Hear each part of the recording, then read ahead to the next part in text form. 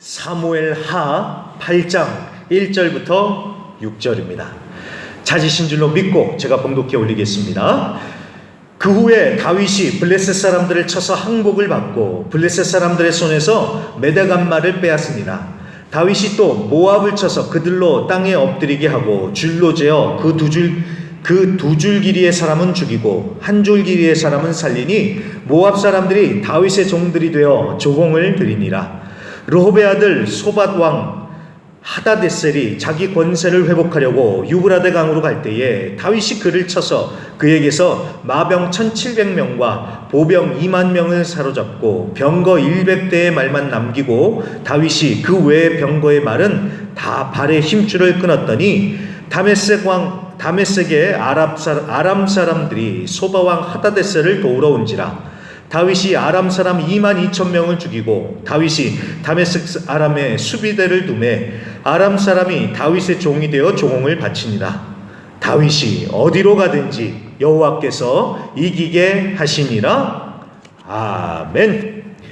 자, 사무엘하 8번째 시간입니다. 이기고 또 이기는 다윗이라는 제목으로 말씀 증거하겠습니다. 자, 요즘 중동에서 난리가 아니죠. 자, 그런데 공교롭게 오늘 본문도 그쪽 동네에서 일어난 전쟁 이야기입니다. 그래도 승리에 관한 이야기라서 좀 위안이 되는 것 같고 은혜가 되는 것 같습니다. 자, 어떤 전쟁이 있었는지 한번 살펴보겠습니다. 자, 오늘 1절부터 우리가 읽진 않았지만 14절까지 말씀을 쭉 보면은 다윗이 주변 5개 나라와 싸워서 이겼다는 내용이 쭉 이어지고 있습니다. 먼저 1절에 보시면 다윗이 이스라엘의 숙적이라고 할 수 있는 블레셋을 쳐서 마침내 항복을 받아내는 장면이 나옵니다. 자, 그리고 메덱 암마라는 곳을 빼앗았다라고 하는데, 여러분 성경을 잘 보시면 이 메덱 암마라는 단어 옆에 1이라고 써 있을 겁니다. 이게 각주인데 이 각주를 따라가서 읽어보면은 모성의 굴레라고 이렇게 되어 있을 겁니다. 그러니까 이 메덱 암마라는 말은 모성의 굴레다라는 그런 뜻이라는 것입니다. 자, 여기서 모성의 굴레라고 했을 때 모성은요, 우리가 모성애 할 때 그 모성이 아닙니다. 어미모의 제성자를 써서 왜 남한산성 할 때 그 산성할 때 성자, 그래서 어머니 성이라는 뜻을 가지고 있습니다. 자, 우리가 흔히 어떤 것의 근원을 얘기할 때 모체라고 해서 어머니의 비유를 하지 않습니까? 교회도 그래서 우리 지교회들을 가보면 지교회들이 본교회를 향해서 모교회, 어머니 교회라고 그렇게 얘기를 하지요. 자, 메덱 암마도 그런 의미라는 것입니다. 어머니 성, 그러니까 블레셋의 근원이 되는 모성, 본체, 즉 수도를 얘기하는 겁니다. 그리고 굴레라고 했으니까 이 어머니 성과 연결된 다른 성들을 의미하는 거예요. 그러니까 무슨 의미일까요? 다윗이 블레셋을 쳐서 수도와 그 주변 성들까지 점령을 했다라는 것입니다. 자, 이 블레셋 정복은요 굉장히 큰 의미가 있습니다.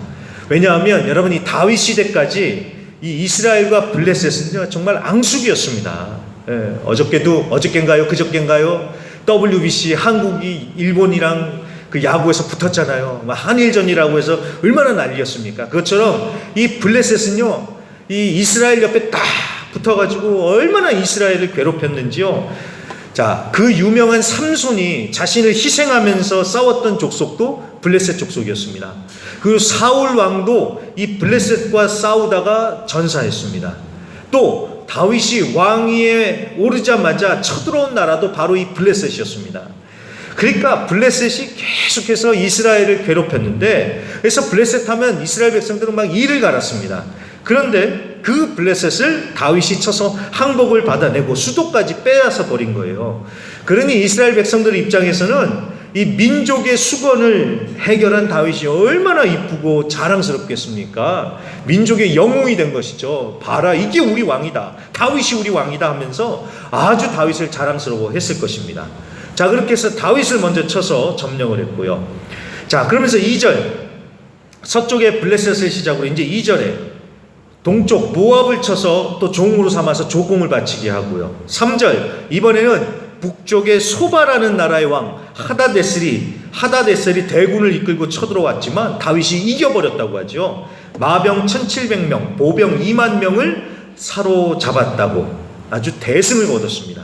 자, 그리고 난 다음에 5절입니다. 5절에는 또 아람이라는 나라가 그 소바왕 하다데셀을 도와주려고 원군을 보냈대요.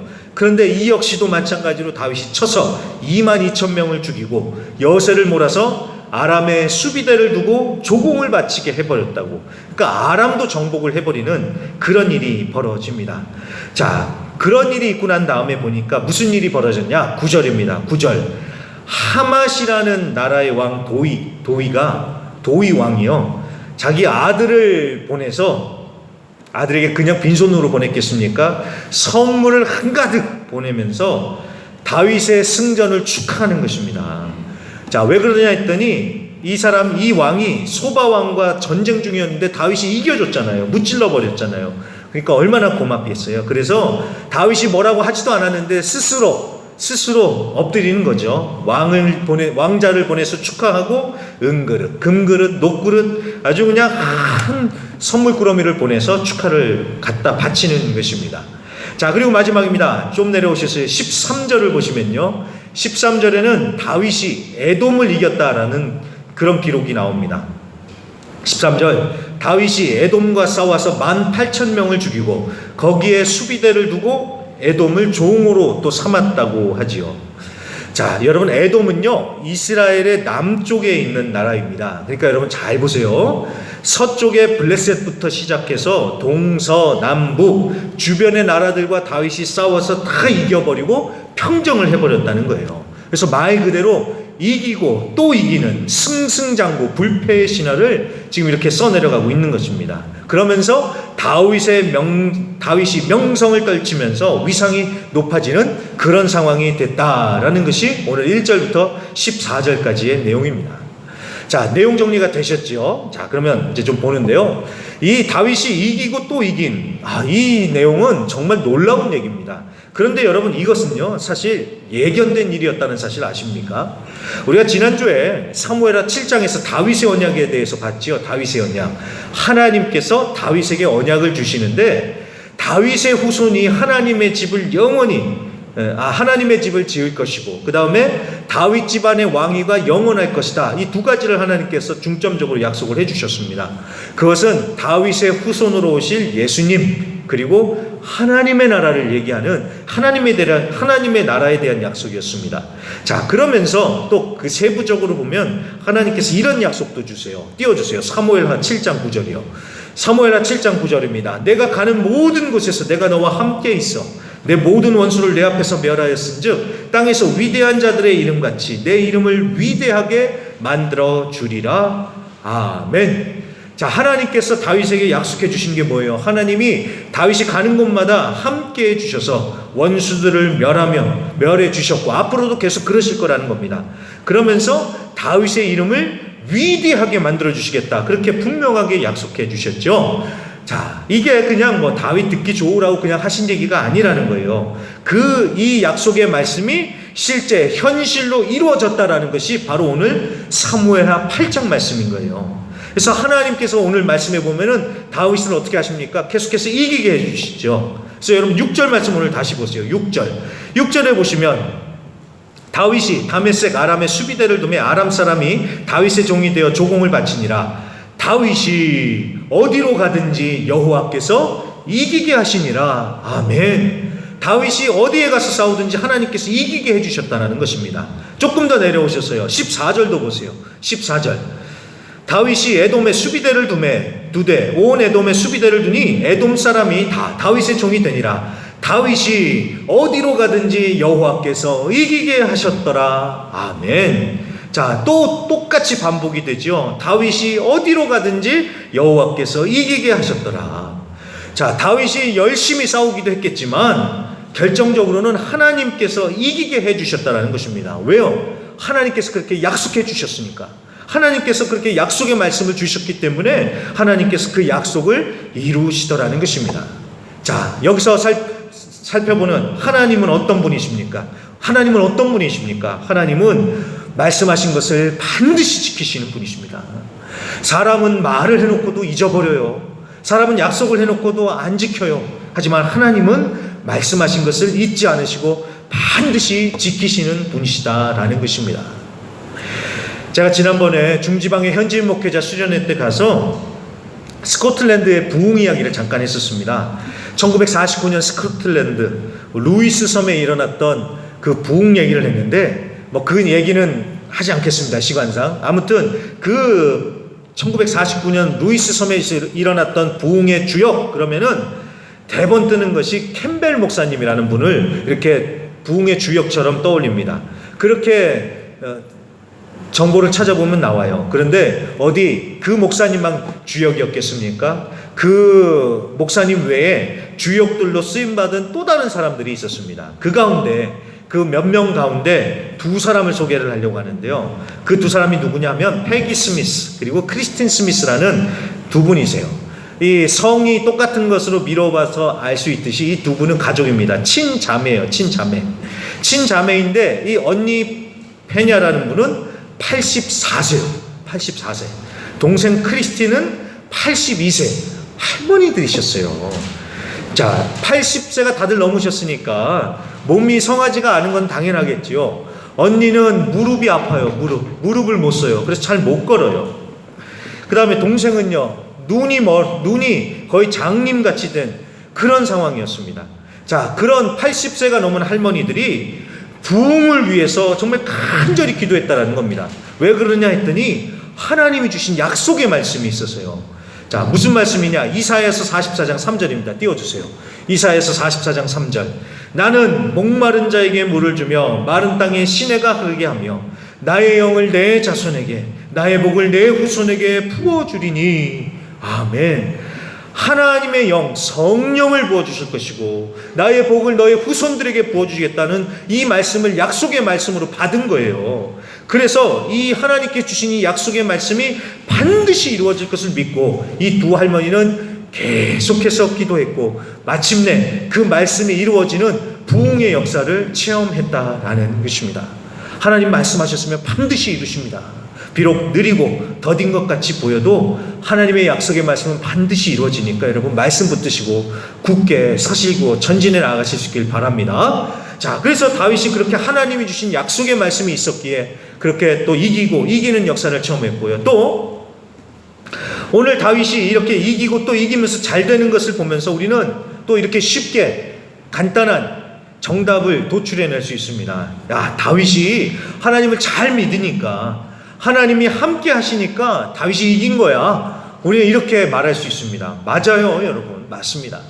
하나님 잘 믿고 하나님이 함께 하시니까 이기는 것입니다. 당연히 맞는 말이죠.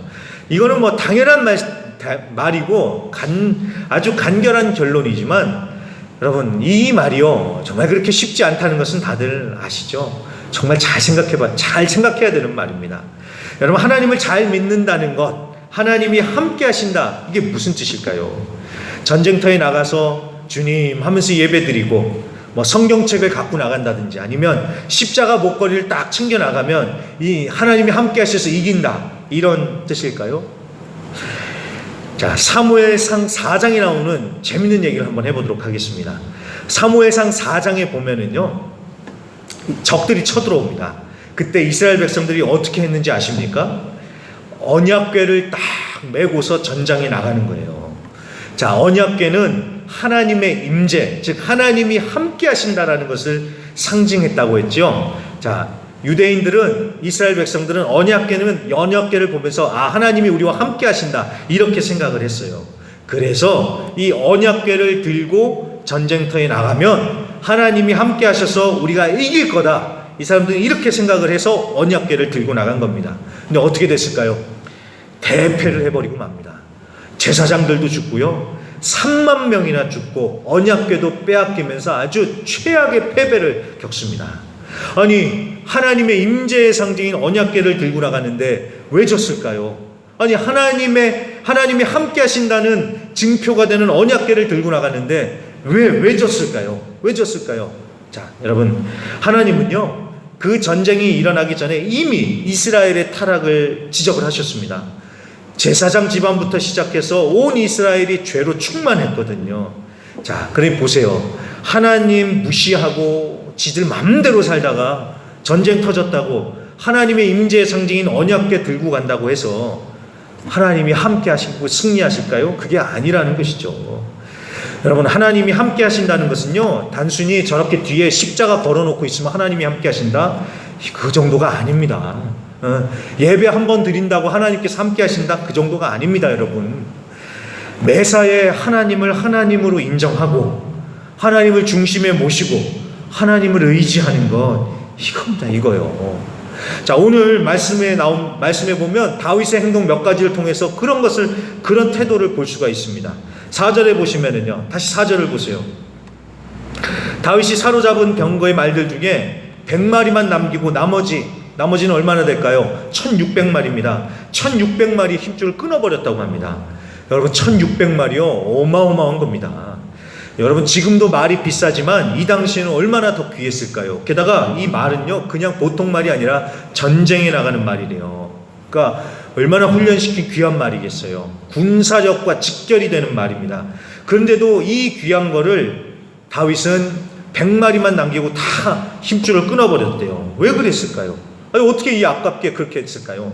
자, 이렇게 한 것은 신명기 17장 16절에 하나님께서 하신 말씀 때문에 그렇습니다. 왕은 말을 많이 두지 말아라. 하나님 분명히 말씀하셨어요. 그 말씀에 순종한 것이죠. 왜 그럴까요? 왜 하나님이 말을 많이 두지 말라고 했을까요? 왜냐하면 말이 있으면 말을 의지하니까요. 말을 의지하지 말고 하나님만 의지하라고. 다윗은 그 말씀에 순종해서 나는 하나님만 의지한다라는 그런 순종으로 이렇게 말들의 힘줄을 끊어버린 것입니다. 그리고 조금 더 내려오셔서 11절과 12절에 보시면 다윗은 이렇게 승리해서 얻어온 그 많은 전리품들을 어떻게 합니까? 자기 주머니에 쏙 하고 집어넣는 게 아니라 하나님께 다 바칩니다. 하나님께 다 바쳐요. 11절과 12절에 보면 하나님께 다 드렸다고 하죠. 자, 이거는 솔로몬이 나중에 성전 지을 때 사용하라고 그렇게 바친 것이기도 하지만 이 바친 다윗의 고백은 분명하지요. 내가 해서 내가 이기겠어 내게 아니라 하나님이 이기게 해주신 이건 하나님의 것이다 라는 마음으로 하나님께 드린 것이죠. 자, 그러니까 다윗이 얼마나 하나님 중심으로 하나님만을 의지했는지 우리가 알 수 있는 대목이다라는 것입니다. 그래서 여러분, 하나님이 함께 하시면 이긴다라고 할 때 여러분, 이거는 우리가 잘 생각해야 될 부분입니다. 하나님이 함께 하시면 그럼 나도 하나님과 함께 해야지요. 내가 하나님과 함께 한다는 건 뭡니까? 끝까지 하나님을 중심에 모시고 하나님만 의지하는 것, 이것이죠. 자, 우리가 싸워야 될 지점이 바로 그겁니다. 하나님 잘 믿으면 이겨. 하나님 함께 하시면 이겨. 아멘, 믿습니다. 그러면 나도 하나님과 함께 해야지요. 그렇죠. 바로 그 부분입니다. 어떤 상황이 오든 나도 하나님만을 의지하고 하나님과 함께 하겠다. 우리가 싸워야 될 지점이 바로 거기죠. 어느 책에 보니까요, 오늘 말씀에 나오는 이 어디로 가든지 여호와께서 이기게 하셨다 중에서 이기게 하셨다라는 말이 히브리어로 야샤라는 말이래요. 야샤. 이 야샤라는 말이 이기게 했다라고 오늘 번역이 되어 있지만 본래 의미는 구원하다라는 뜻이라고 합니다. 구원하다. 하나님께서 어디로 가든지 구원하셨다. 이렇게 번역이 될 수 있다는 거예요. 자, 그럼 여러분, 말 하나가 달라졌지만 뉘앙스도 굉장히 많이 달라졌죠. 이기면 그냥 이기는 것 같은데 구원한다라고 하니까 조금 뭔가 분위기가 다른 것 같죠. 맞아요. 바로 그렇습니다. 어렵고 힘든 상황에서 구원해 준다, 그런 뜻입니다. 그래서 여러분, 우리가 오늘 이 말씀을 잘 보면요, 다윗이 이기고 또 이겼다니까 굉장히 쉽게 전쟁을 했다, 우리는 그렇게 그냥 그러려니 하면서 넘어갈 것 같아요. 근데 그게 아니라는 거예요. 여러분, 세상에 쉬운 전쟁이 어디 있어요? 여러분, 모든 전쟁이 다 어렵습니다. 지금 중동 난리 났잖아요. 미국이 세계에서 군사력 1위라고 하지 않습니까? 근데 미국이 싸울 때마다 압도적으로 이겨버립니까? 그렇지 않죠. 매번 하는 전쟁들마다 다 어렵잖아요. 전쟁이 다 그래요. 다윗이라고 안 그랬겠습니까? 다윗도 마찬가지입니다. 다윗이 맞닥뜨린 여기에 나온 적들은요, 다들 다윗보다 훨씬 더 강하고 많습니다. 죽느냐 사느냐 아주 결사각오를 가지고 다윗이 싸워야 했었어요. 그런데 하나님이 함께 하심을 믿고 하나님을 의지하고 하나님께 매달리면서 버티고 싸우는 거예요. 그러다 보니까 하나님께서 그 생사의 갈림길에서 구원해 주셨더라. 이기게 해주셨더라. 오늘 말씀은 바로 그런 의미입니다. 이해가 되셨죠? 그냥 하나님이 함께하니까 이겼어. 이게 아니라 다윗이 정말 그 생사의 갈림길에서 싸우는데 정말 하나님만 의지하고 정말 하나님을 중심에 모시고 싸우니까 하나님께서 그런 생사의 갈림길에서 구원해 주셨다. 이기게 해주셨다. 바로 그런 의미입니다. 여러분, 우리 인생도 그렇지 않냐는 거예요. 우리 인생도 여러분 보면 하루하루가 전쟁입니다. 그렇지 않습니까? 하루하루가 진짜 전쟁이에요. 하루하루 쉬운 날이 하나도 없습니다. 어떻게 된 게. 그렇지 않습니까? 산 넘어 산이라고 매일 산이에요. 매일 산입니다. 이럴 때 하나님이 나와 함께 하신다는 것을 믿고 하나님만 의지하면서 버티고 나아갈 때 하나님께서 이기게 해주시더라라는 것입니다. 그래서 여러분, 하나님이 함께 하심을 믿는다면 우리도 하나님과 함께 해야지요. 그래서 하나님과 함께 하시면서 승리하시는 이번 한 주간이 되실 수 있기를 간절히 부탁드립니다. 자, 그리고 마지막으로 15절부터 18절만 보고 마치겠습니다. 자, 여기서는 다윗이 정의와 공의로 백성들을 다스렸다라는 것이 첫 번째고요. 그 다음에 담당자들을 세워서 체계적으로 통치를 했다라는 것이 주요 내용입니다. 자, 앞서 다윗이 계속 이겼잖아요. 이기고 이기니 얼마나 행복하겠어요. 승리의 도취가 될 수도 있겠죠. 그러면서 뜬구름만 잡을 게 아니라 이제 빨리 또 현실로 내려와야죠. 내려와서 사명 감당해야 되겠죠. 그래서 다윗이 이제 잘 다스렸다, 이런 식으로 통치했다는 얘기인데, 자, 여기서 우리는 아주 중요한 두 가지 원리를 배웁니다. 첫 번째는 다윗이 정의와 공의로 다스렸다는 것, 그리고 둘째로 사람들을 세워서 함께 나라를 세워갔다는 것입니다. 이 두 가지 정말 중요합니다. 정의와 공의로 다스리는 것, 그리고 사람들을 세워서 함께 나라를 세워갔다는 것. 여러분, 이 두 가지는요, 하나님의 나라가 세워지는 원리입니다. 먼저 하나님의 나라는 정의와 공의로 다스려지는데, 여기서 말하는 정의와 공의는 어떤 정의와 공의일까요? 바로 하나님의 정의와 공의입니다. 자, 이거 뭐 당연한 얘기를 왜 하냐? 여러분, 세상 사람들은요, 얘기하기를, 세상 사람들도 정의와 공의를 얘기해요. 정의. 자, 그런데 그들이 말하는 정의는 무엇입니까? 내가 정의죠. 그리고 내가 법이죠. 이 독재자들만 그러는 게 아니에요. 우리가 다 그래요. 우리가 다 그렇게 살아요. 내 스스로가 정의가 돼요. 그래서 내가 기준이 돼서 다 내 마음대로 하지요.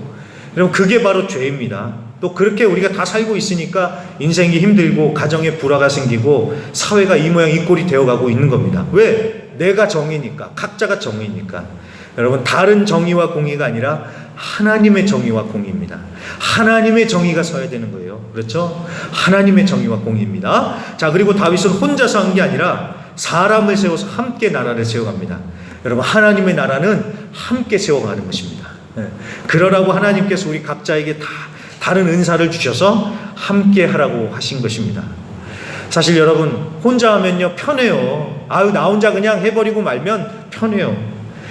함께 하려고 하면요, 그것만큼 복잡한 게 없습니다. 함께 같이 한번 해보자 그러면요, 이 사람은 이 말하고 저 사람은 저 말하고 다 말 다르고 생각도 다르고 얼마나 골치가 아픈지요. 그래서 제가 저번에 신방 갔을 때 어느 성도님은 그러시더라고요. 목사님, 그래서 저는 아무 말도 안 하고 그냥 주는 대로 먹고 하라면 하는 대로 합니다. 맞아요. 그러면 되는 거예요, 여러분. 뭐 우리가 이단적인 게 아닌 이상 그냥 아멘 하고 그냥 우리 같이 하면 되는 겁니다. 그렇죠? 바로 그겁니다. 혼자 하면 편하지만, 그리고 같이 하자고 하면은 이 말 저 말 힘들지만 함께 할 때 하나님이 기뻐하시고요, 하나님 보시기에 아름다운 것이고요, 그렇게 하면서 하나님의 나라가 세워지면서 하나님의 영광이 나타나는 것입니다. 그래서 성령이 하나 되게 하신 것을 여러분 힘써 지키면서 함께 하나님의 나라를 세워가실 수 있는 저 우리 모든 성도님들 되시기를 간절히 부탁드립니다.